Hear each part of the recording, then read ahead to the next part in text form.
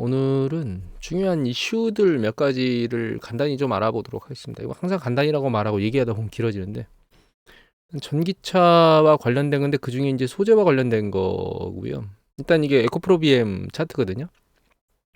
지난번에 머리 이렇게 들려 올라올 때 정점 가기는 쉽지 않을 거다. 그래서 이제 처음에 이제 밈주식, 그다음에 아크펀드, 그다음에 이제 그 전기차, 그다음에 전기차 배터리, 그다음에 소재가 이제 차례대로 이제 버블, 그러니까 모멘텀을 타고 붕괴된 거다 이렇게 얘기를 드렸잖아요. 지금 이제 올라왔고 내려왔는데 여기 보시면 이게 낮은 수준이라고 굉장히 이게 매물대거든요.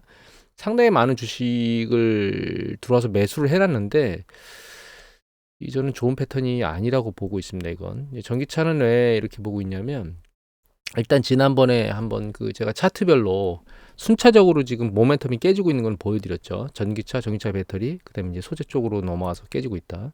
여기 보시면 이제 그 원자재, 전기차 배터리 만드는 데 들어가는 주요 소재들의 가격이 떨어지는데 이 가격들이 결과적으로는 전기차나 소재 쪽에 그 가격을 높이는 혹은 낮추는 그런 주요 요인 중에 하나인데 가격들이 떨어지고 있거든요 지금. 그래서 여기 보시면 뭐 리튬값 같은 거 하락해서 수익성이 악화되는 뭐 이런 우려가 있다 이런 게 기사가 나왔는데 이거는 한국자원정보 서비스 내용이거든요. 이게 니켈입니다.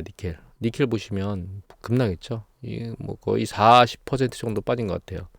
이게 리튬입니다. 이게 망간이에요. 아 이거 흑연이네. 죄송합니다. 이게 니켈이에요. 상당히 많이 깨졌죠.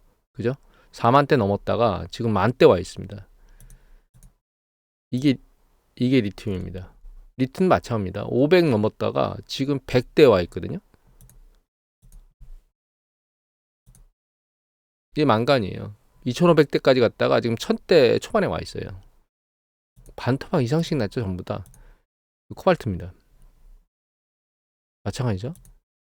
텅스텐. 그나마 텅스텐 덜 빠졌어요. 그죠? 흑연. 흑연도 900대까지 갔다가 지금 500대 후반에 와 있거든요. 이게 그 소재 이 광물들이 가격이 떨어지면서 양극재라든가 전기차 배터리나 이런 쪽에 가격 전가하기가 쉽지가 않다는 뜻입니다. 그래서 전기차는 사실 쟤는 개인적으로 그렇게 소재도 마찬가지고 최종 전기차도 마찬가지 중간에 이제 가장 중요한 배터리도 마찬가지고 차량 가격이 그렇게 긍정적인 이슈로 작동을 안 할 것 같아요. 차량 가격이. 또 한 가지는 이 연합뉴스 보도인데 10월 18일 날 김정은 기자께서 올리신 거거든요. 독일이 갑자기 보조금을 중단해 버렸다 이런 얘기입니다. 그러니까 예산이 없어서 보조금이 갑자기 하루아침에 이제 보조금 못 줘라고 정부에서 얘기를 한 거예요. 물론 프랑스 같은 경우에는 보조금을 못 줘는 아니고 이제 그 미국의 IRA법과 같은 것들을 유럽에서 추진하고 있는데 프랑스는 이제 먼저 선제적으로 우리는 유럽에서 생산한 자동차만 줄 거야 이렇게 해서 이제 우리나라 뭐 자동차 몇 대 빠졌다고 이런 얘기들이 나오는데 결과적으로는 전체적으로 전기차 보조금이 줄어드는 패턴으로 가고 있다는 걸 우리가 이해를 해야 되고 물론 이게 성장의 속도를 둔화시키는 거지 성장하지 않는다는 뜻이 아닙니다. 또 한 가지 알아야 될 건 이건데 이건 매일경제기사입니다. 고득광 기자께서 12월 18일 날 올리셨는데 여기 보시면 2차 전지주 여기 얼리 어댑터만 타는 전기차 실적점만 뚝 이런 얘기 나오는데 밑에 보면 이런 얘기 나와요. 이익이 늘긴 늘거든요. 근데 속도가 떨어진다는 뜻이에요. 첫 번째. 두 번째 뭐가 나오느냐. 얼리 어댑터 한 대씩 뽑고 나니까 전기차가 안 팔린다. 이거 안 팔린다는 얘기는 아예 안 팔린다는 게 아니고 그 팔리는 속도가 떨어진다는 뜻입니다.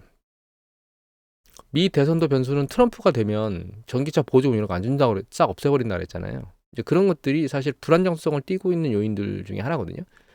그래서 이 얘기는 제가 뭘 드리려고 하는 거냐면 모멘텀이 한번 튀었잖아요. 이미 말씀드리지만 차트로 보여드렸지만 모멘텀이 튀면서 만들어진 이 주가를 다시 만들러 가려면 상당히 긴 시간이 걸릴 거라는 거예요. 그래서 조심해야 된다는 얘기입니다. 에코프로비엠도 마찬가지고 전기차도 마찬가지고 전기차 배터리자 그 회사도 마찬가지고 과거에 모멘텀 정점 때 찍었던 그 주가를 다시 찾으러 가려면 시간이 오래 걸릴 거예요.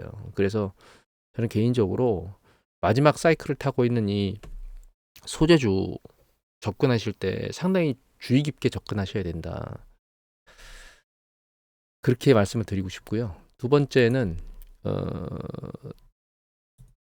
요 제 댓글에 TMF라고 말씀하셨던 것 같아요. 국채 3배수 먹는 거. 이거 64인가 65인가 뭐 이때 사셨다고 말씀을 하셨거든요. 여기다가. 이거 지금 굉장히 조심해야 될 때입니다. 이거 지금 이게 그 단기 채권 수익률이 위로 올랐다가 5%를 찍고 내려왔잖아요. TMF는 반대적으로 밑으로 내려왔다가 가격이 위로 튀었거든요. 근데 이제 바닥일 때가 39, 40에서 지금 뭐 60대까지 올라갔으니까 거의 50%가 넘게 40에서 60이 넘었으니까 60%가 넘게 50%가 넘게 올랐는데 이게 왜 조심해야 되냐면 지금은 이 정도로 배수가 큰 걸 매입할 때가 아닙니다. 지금 물론 장기적으로는 국채 수익률이 내려갈 거라고 생각은 해요. 그런데 지금은 타이밍이 안 좋아요. 제 생각에는. 왜냐하면 여기 보시면 굉장히 빠른 속도로 채권 수익률이 다 쭉 올라왔어요. 이거는 뭐냐면 3개월 국채 수익률하고 10년 국채 수익률의 그 스프레드고요. 이게 이제 여기 있는 노란색이 이게 기준금리입니다. 이거 안 올라서 쭉 옆으로 갈 거예요, 그냥. 예. 예. 그다음에 이게 3개월, 이게 5년, 2년인가? 아, 요게 2년. 그다음에 요게 10년 국채 수익률이거든요. 그래서 굉장히 빠른 속도로 내려왔어요, 10년 국채 수익률이. 다른 것들에 비해서. 그리고 이제 3개월 국채 수익률도 점점 기준금리 좀 밑으로 내려오려고 애를 쓰고 있는데 이게 스프레드가 한번 벌어지잖아요. 그러면 벌어졌다가 다시 붙는 현상을 보이거든요. 과거의 패턴을 보면. 자, 보세요. 이게 벌어졌다가 붙죠. 벌어졌다 붙잖아요. 이게 붙어요, 패턴이. 그런데 여기 잘 보시면 이때를 보면 자, 이게 기준금리입니다. 그 다음에 여기 있는 빨간 거 있죠? 이 빨간 거하고 이제 파란 거 겹쳐 있는데 지금 안 보이거든요? 이 10년 국채 수익률이거든요? 이게 지금 안 보여요. 같이. 이 파란 거. 보이시나요? 이게 지금 빨간 거 붙어 있어요. 파란 게. 살짝 여기 보이거든요? 빨간 거 붙어서 잘 안 보이는데 잘 보시면 이게 스프레드가 내려왔잖아요. 이 내려올 때 기준금리 가만히 있죠. 이게 10년 국채 수익률이 내려오면서 벌어진 거예요. 그랬다가 나중에 기준금리 가만히 있는데 10년 국채가 올라가면서 붙잖아요. 지금 현재 상황이 무슨 상황이냐면 잘 보시면 기준금리는 멈춰 있죠. 그죠? 기준금리는 멈춰 있는데 10년 국채 수익이 올라오다가 다시 붙는 상황에서 다시 떨어졌잖아요. 이 떨어진 게 계속 추세적으로 떨어질지 다시 올라가서 붙을지는 모르는 상황이라는 거예요. 근데 얘가 다시 올라가면서 붙으면 결과적으로는 이게 어떻게 될 거냐? 이 가격이 아래로 세차게 내리 꽂을 겁니다. 왜냐면 10년 국채 수익이 올라갈 거니까. 그래서 지금은 10년 국채 수익률을 일단 3.9대 왔잖아요. 지금 3.8 후반부 찍었다가 다시 9로 올라왔는데 제가 예전에 10년 국채 수익률이 반등할 수 있다고 얘기를 드렸잖아요.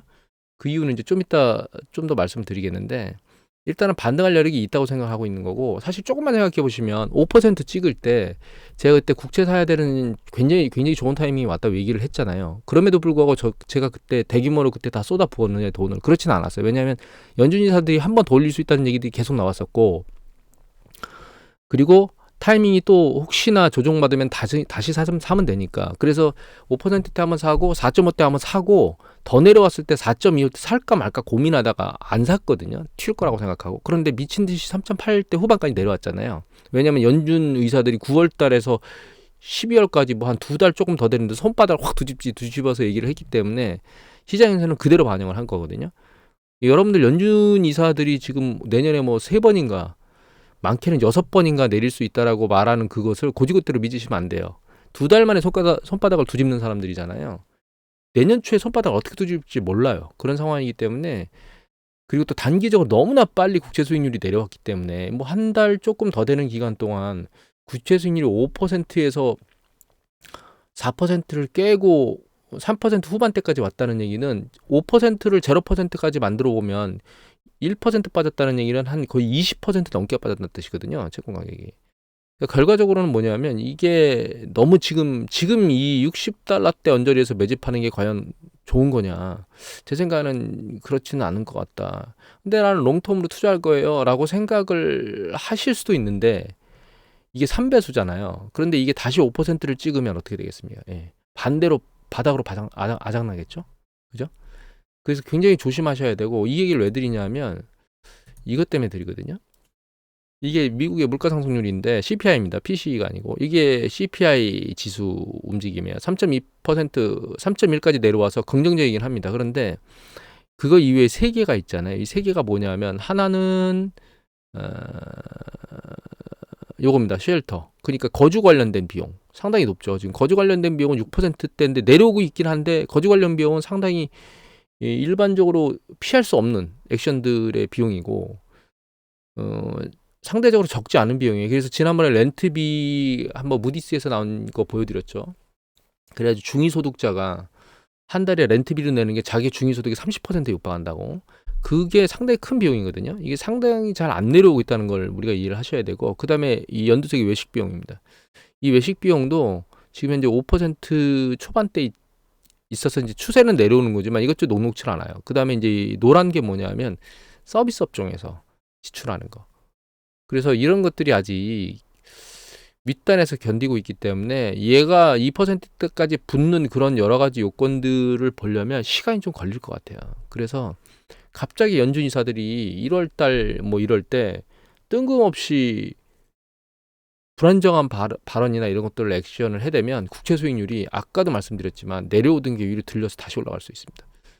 그렇게 되면 얘가 3배수로 손실이 나겠죠. 떨어지면서.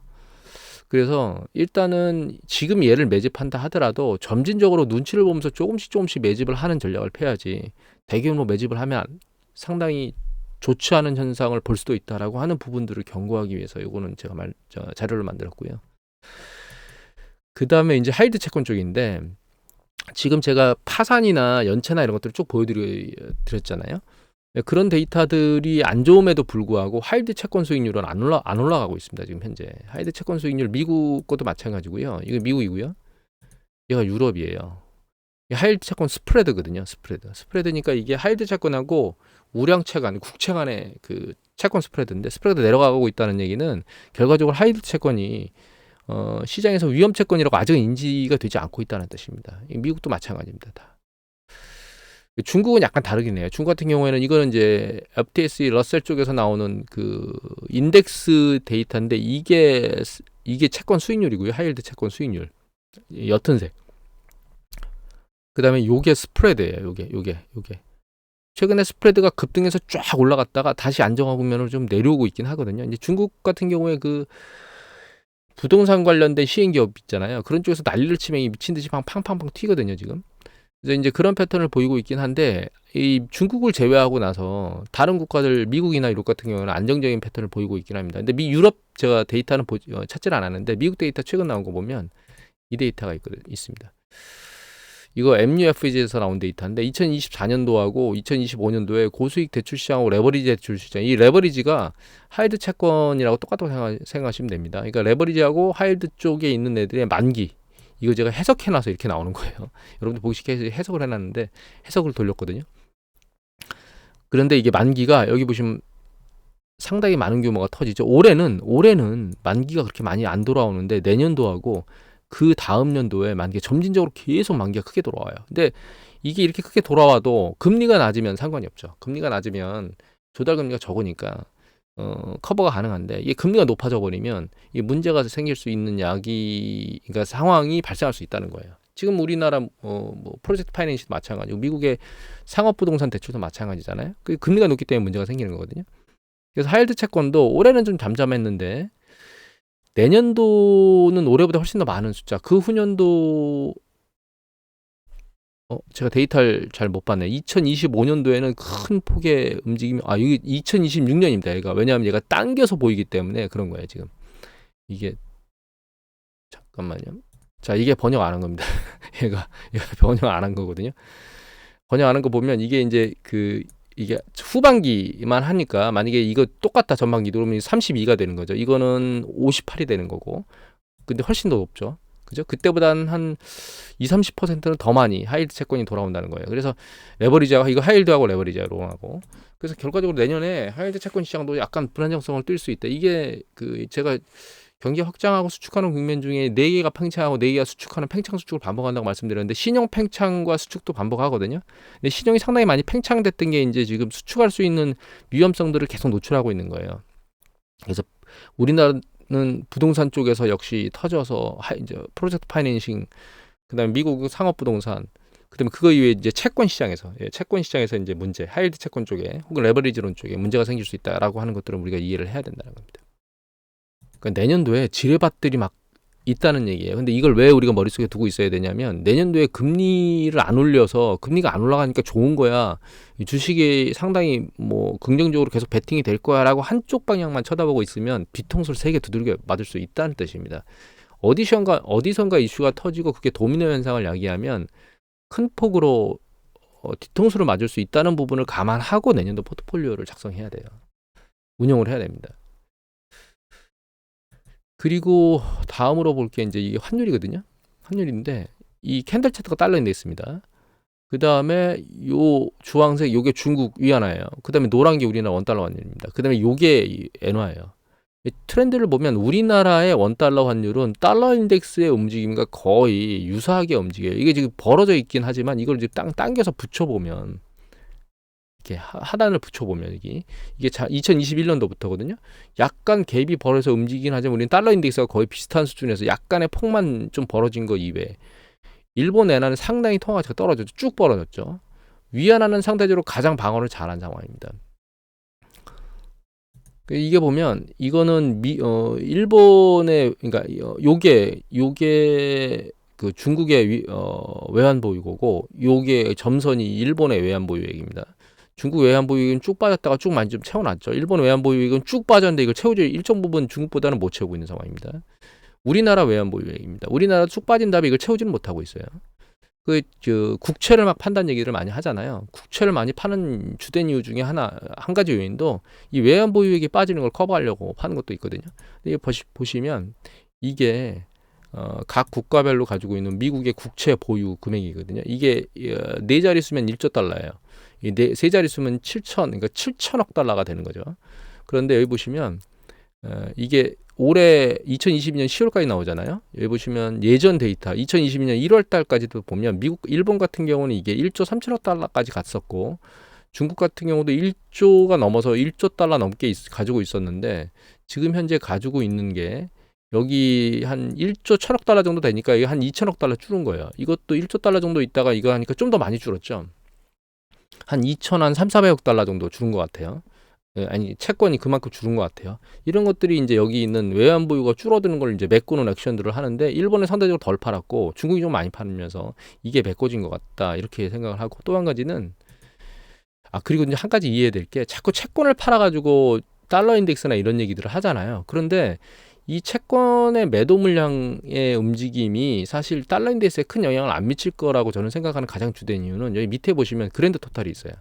그러니까 전 세계가 가지고 있는 전체적인 달러 채권에 대한 금액이거든요. 보유 금액. 근데 여기 보시면 맥스로 갔던 게 언제냐. 여기 보면 이렇게 7,500억 달러, 7,600억 달러, 7,700억 달러 정도까지 갔었죠. 그죠? 7,700억 달러까지 갔었는데 지금 있는 게 이거는 이제 올해네요. 7,700억 달러까지 늘어났었죠. 작년에 있었던 게 보면 그랜드 토탈을 보면 여기 그랜드 토탈 있죠. 작년에 있었던 맥스가 보시면 7,400억 500억, 7,600억이 맥스였거든요. 여기 7,600억. 근데 올해 여기 보시면 가지고 있는 게 7,700억, 7,500억 거의 비슷하잖아요. 그러니까 얘네들이 팔아제끼는 거가 있어도 죄송합니다. 다른 쪽 애들이 메우는 게 있어서 이 국채가 뭐 미 10년 국채 수익률이라 달러 인덱스에 영향을 미치겠느냐. 저는 앞으로도 그런 것에 대해서는 극히 가능성이나 영향력이 적다 이렇게 이해를 하고 있습니다. 죄송합니다. 여러분들 조심하십시오. 아이는 A형 독감, 그 와이프는 감기에 걸려 있습니다. 저는 아직 살아있는데 살아있는지 아닌지 잘 모르겠습니다. 지금 걸리려고 하는 조짐들이 막 목에서 올라오고 있는데 여하튼 여러분들 감기 조심하세요. 그래서 그 환율의 움직임은 또 한 가지 하나 더 봐야 되겠죠. 이게 무역수지하고요. 파란 거. 이 경상수지거든요. 경상수지가 무역수지를 포함한다고 생각하시면 됩니다. 큰 거하고 무역하고 같이 보려고 한 거예요. 중국 같은 경우에는 트렌드가 일반적으로 내려오다 약간씩 멈추고 있는 상황이고요. 이게 일본은 쭉 올라가고 있어요. 그러니까 트렌드를 놓고 보면 중국 애들은 트렌드가 아랫방향이고 일본 애들은 윗방향이기 때문에 물론 그 무역수지 같은 경우는 아직 적자 부분에 있고요. 경상수지는 플러스에 있는데 그러면 이제 트렌드만 보면 중국은 약간 하향 국면에서 멈추는 상황인 거고 일본은 밑방향이기 때문에 일본이 좀 유리하긴 합니다. 그럼에도 불구하고 중국이 공격적으로 계속 자금을 살포하면서 그 환율을 방어하고 있는 게 아닌가라는 생각이 좀 들긴 하거든요. 왜냐하면 환율이 상대적으로 이렇게 보시면 옆으로 개걸음을 쭉 치고 있어요. 이게 안 움직이고 있는 거죠. 지금 11월 때도 마찬가지고 이게 위로도 아니고 아래도 아니고 방어니까 이 일정 부분 올라가면 방어해서 내리고 올라가면 방어해서 내리고 이런 액션을 취하고 있는 것 같습니다. 우리나라 같은 경우에도 최근 무역 수지가 살아나고 있습니다. 경상 수지하고 무역 수지가 긍정적인 패턴으로 가고 있어요. 그래서 우리나라 사실 수출 달러 베이스 금액하고 우리나라 주가를 보면 상당히 상관관계가 높거든요. 그래서 우리나라 주가가 내년도에 좋을 거라고 예측을 할 수는 있어요. 그 베이스로 놓고 보면. 근데 다만 이제 문제가 뭐냐면 글로벌 경제가 그거를 받쳐줄 수 있느냐. 그러니까 글로벌 경제가 꺾여버리면 의미가 없다. 이 부분을 감안해야 되기 때문에 정확한 판단을 내리기가 우리나라 좀 쉽지는 않은 상황입니다. 그리고 또 한 가지 봐야 될 게 지금 우리가 봤던 게 그 외환 보유액 봤죠. 그다음에 국채 매도하는 물량들을 좀 봤고, 그다음에 무역 수지들을 좀 봤고, 이게 10년 국채 수익률이에요. 이게 미국이고요.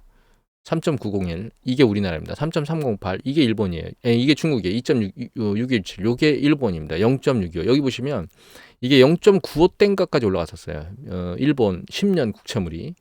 이때 쭉 올라갔다가 여기까지 올라가고 나서 쭉 빠지고 있죠. 사실 여기까지 올라가면서 물가 상승률이나 이런 것들이 너무 올라갔기 때문에 통화 정책을 이제 긴축으로 터닝해야 된다라고 하는 이슈들이 막 나왔고 그런 반응을 막 얘기를 하고 어쩌고저쩌고 하다가 우에다 총리인가 일본에 그 분이 최근에 와서 좀 지켜볼래요라고 후퇴했죠. 그러면서 국채물이 쭉 빠지고 있는 거예요. 그리고 예전에 보여드렸던 건데 이겁니다. 이거는 뭐냐면 파란 게 10년 국채 미 국채 채권하고 일본의 10년 국채물의 스프레드예요. 그래서 이 스프레드의 움직임하고 이 빨간 게 그 엔화 환율입니다. 이 환율이 상대적으로 일정 부분의 상관관계를 가지고 있거든요. 추세적인 상관관계. 최근에 보시면 미국도 내려오고 일본도 내려왔는데 이게 갭이잖아요. 이 내려오는 이게 올라가다 말고 내려올 거라고 예측을 할 수 있겠죠. 만약 예를 들면 미국은 멈춰놨는데 일본의 그 10년 긴축 일본이 긴축 금리로 들어간다 그래서 10년 국채물이 쭉 올라가면 이 스프레드는 내려오겠죠. 그럼 이 환율이 내려올 수 있다라고 하는 반응을 우리가 볼 수 있긴 한데 지금 10년 국채물이 좀 전에 봤던 것처럼 이게 오히려 내려오는 게 그러니까 올라가는 게 아니고 내려오고 있잖아요. 이런 관점에서 놓고 보면 이 스프레드가 내려올지 아닐지 확신할 수가 지금 없는 상황입니다, 사실.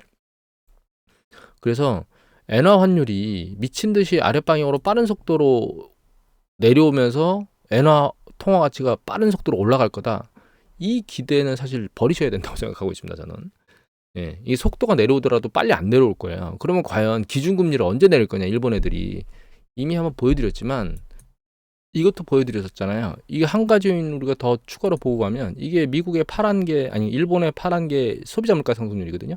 이 점선이 PPI 생산자 물가 지수예요. 보시면 생산자 물가 지수하고 소비자 물가 지수하고 패턴이 동일하게 움직입니다. 왜냐하면 생산자 물가 지수가 소비자 물가를 반영하게 되니까 후반에 추세적으로 영향을 미치니까 소비자 물가에. 근데 이게 지금 생산 물가 급락했잖아요.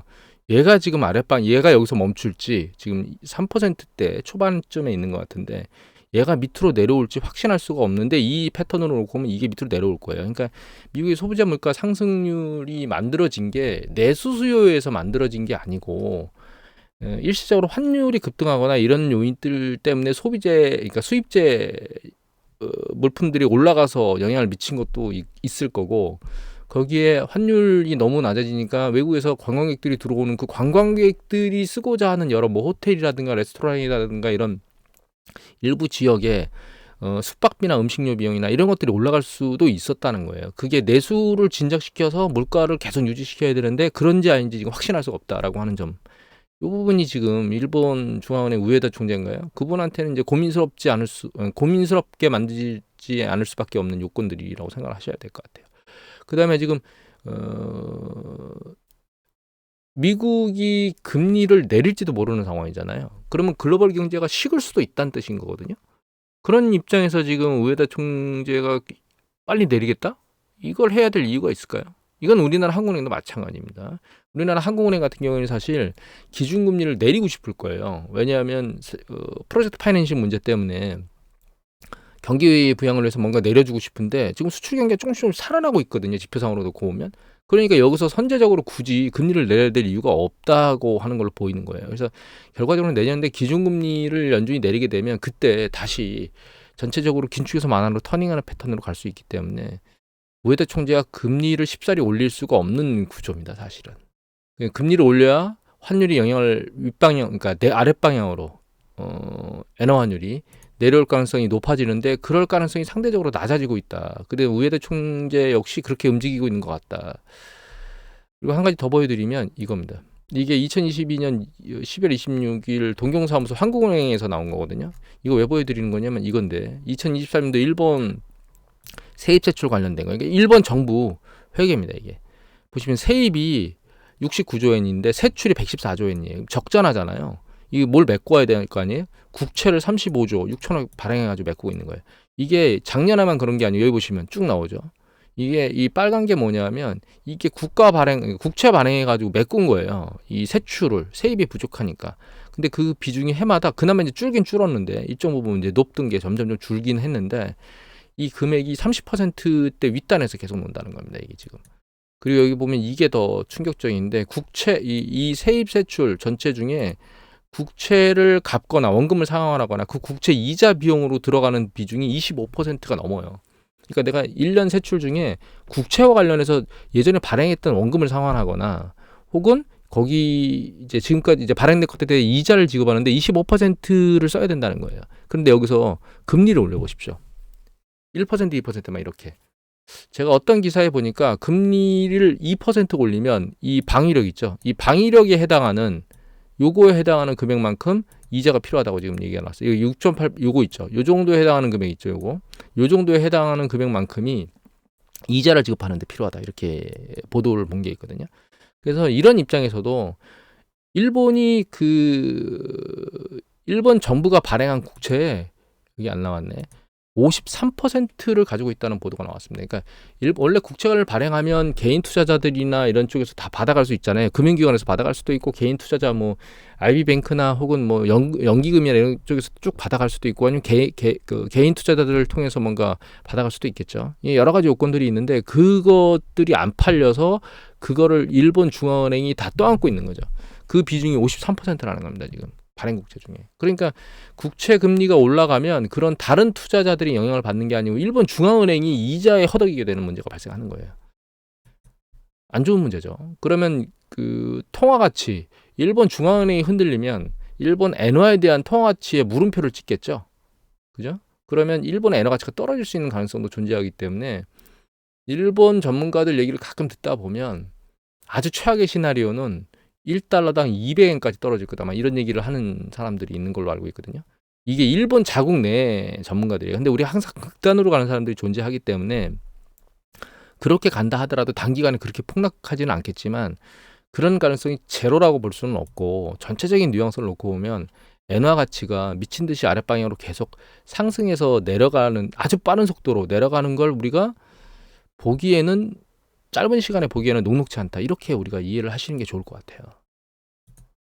자, 그래서 우리가 이제 몇 가지들을 훑어봤는데, 일단 내년도 전체적으로 주식시장은 어떻게 될 거라고 생각하고 있느냐? 저는 어떻게 될 거라고 생각하고 있냐면요. M자 이렇게 생각하고 있습니다. M자. 예전부터 계속 말했을 때는 제가 예전부터 한 2년 전부터 한번 내려갔다가 바닥 찍고 올라갔다가 내려갈 거고 그렇게 얘기했는데 어떤 댓글을 봤더니 그분이 이렇게 써놨더라고요. 2년 동안 계속 내려갈 거라고 말했다고. 제가 도대체 2년 동안 말하는 걸 뭘 들었는지 모르겠습니다. 그분은. 내년도, 그러니까 올 이후에, 꼭 내년이 아니고 올 이후에 주가 동향은 어떻게 될 것 같으냐. 이게 M자라고 생각하고 있는데 왜 M자라고 생각하는 거냐면 약간 조금 더 상승 여력을 보일지도 모른다. 그게 이제 세진 않을 거예요. 지금 최근 보면 쭉 뻗어 올랐다가 옆으로 개걸음을 치고 있잖아요. 산타랠리 치면서. 근데 하반기나 내년 상반기 이런 쪽에 쭉 추세를 타고 계속 올라가긴 쉽지 않을 거라고 생각하고 있고 일단은 그것 때문에 이제 살짝 올라갈 수 있다 때문에 M의 시작이에요. 근데 이게 아주 짧거나 아예 없어졌을지도 모릅니다. 지금. 그럼 밑으로 밀리겠죠. 전반기에 밀릴 것 같아요. 밀렸다가 일정 부분 내려온 뒤에 다시 반등할 것 같습니다. 이 반등하는 이슈의 가장 중요한 건 경제 지표가 크게 훼손되지 않은 상황에서 예를 들면 이제 특히 고용 지표가 크게 훼손되지 않은 상황 하에서 연준이 기준금리를 강력하게 다시 쥐어짤 거다라고 하는 시그널이 상대적으로 세지 않은, 그러니까 예를 들면 CPI 지수나 이런 것들도 상대적으로 지금 현재 추세 패턴을 유지하는 이런 상황이 되면 조정받았다가 반등할 수 있을 것 같아요. 그런데 그 반등 강도가 굉장히 셀 거냐? 저는 그 강도가 요번에 올라왔던 것만큼 세진 않을 거라고 보고 있습니다. 왜냐하면 경제지표 전체적으로 놓고 보면 추세적으로는 내년도, 그러니까 시간이 지나면 지날수록 고용지표나 이런 것들은 약해질 거라고 저는 생각을 하고 있고, 또 한 가지 이미 앞에서 검토했던 것처럼 하이힐드 채권에 문제가 생긴다거나 아니면 상업부동산 쪽이나 우리나라 프로젝트 파이낸싱 문제라든가 이런 것들 있어서 신용 팽창 쪽에 문제가 터질 거라고 생각하고 있어요. 그리고 파산이나 이런 것들이 계속 늘어나는 거 보여드렸잖아요. 그것 때문에 고용지표나 이런 것들이 시간이 지나면 지날수록 저는 안 좋아질 거라고 보고 있습니다.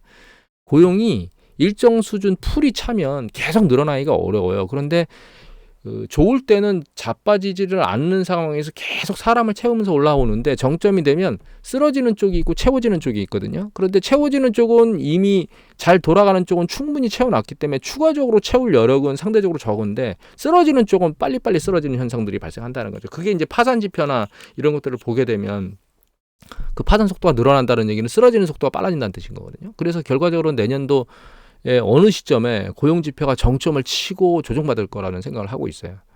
그리고 그런 상황 때문에 연준에서는 내년도에 금리를 내릴 수도 있겠다라고 생각을 하는 거거든요. 사실은 일정 부분 실업률이 올라가게 되면, 그러니까 고용지표가 일정 부분 정점을 칠 거라는 거죠. 그래서 그런 상황이 안 좋은 쪽으로 돌입되게 되면 그때 이제 주식이 정점을 치고 이렇게 밑으로 내려가는, 다시 그 과정 중에 만약에 지금 말씀드린 것 중에 신용 팽창에서 문제가 생기면, 뭐 예를 들면 가장 눈에 보이는 것들이에요. 우리나라 프로젝트 파이낸싱도 결과적으로는 이제는 조금씩 그 사업장별로 나눠서 이제 정리를 해야 되는 거 아니야, 이런 쪽으로 나오잖아요. 그거는 미국의 상업부동산도 마찬가지일 겁니다. 시간이 지나면서 일정 부분 조정이나 이런 것들을 하게 될 거고, 그 다음에 이제 하이힐드 채권 같은 경우는 규모가 엄청나게 크진 않기 때문에 그게 큰 이슈를 작동시키지는 않을 것 같아요. 다만 시장의 자금 경색을 통해서 시장의 자영업자들이나 이런 것들이 어려워지는 기업 파산이나 이런 쪽에는 영향을 미칠 것 같거든요. 그러니까 글로벌 경제, 실물 경제 돌아가는 거에는 영향을 미칠 것 같아요. 금융시장에 큰 요동을 치게 만들기보다는.